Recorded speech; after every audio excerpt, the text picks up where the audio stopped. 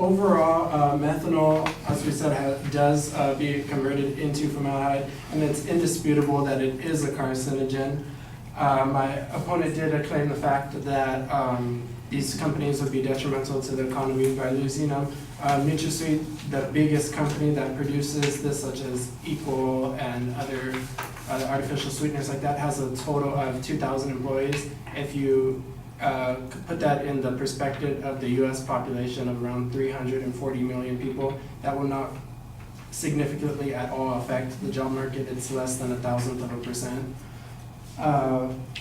My opponent did discuss too how the FDA says that there's no research, but there is research that is being presented, and sites such as Maricola, which my opponent did say did have no medical experience, despite the fact that he is a doctor in a laboratory that he runs with other physicians that research this topic, and they do submit stuff to the FDA. But again, the FDA also is a business, and the impact of donations through companies such as NutraSweet allow lobbyists to be in the forms of government, as I did say in my previous example, how the president was able to hand select his own commissioner who passed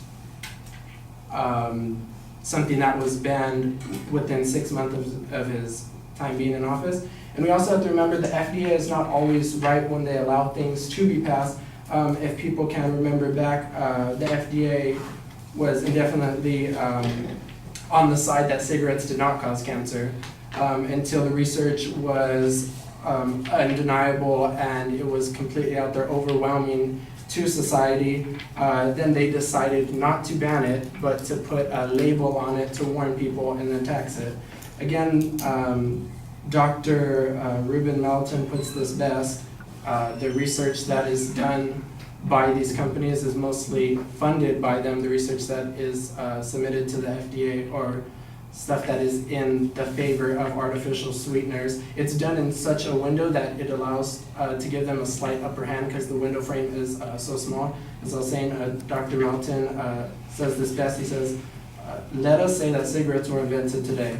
You give 20 people 2 packs of cigarettes a day. After 6 weeks, no one has cancer. Would you say it's safe? That's what NutraSweet did, which basically sums up that they're stacking the deck in their favor by allowing small intervals. Even as you look at it up to a year of consumption, that still is not a significant time when you put it into the lifespan of a human, that you can necessarily have these cancers and brain tumors and other detrimental effects.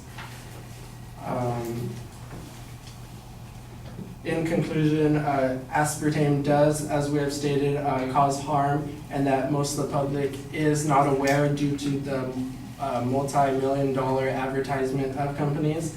And we believe that if they were not consumed so much in this multi-million-dollar advertisement, that they would see most of the effects if the companies were not funding all of this research, and that research that was actually in independent labs with unbiased investment would allow the public to want to ban aspartame.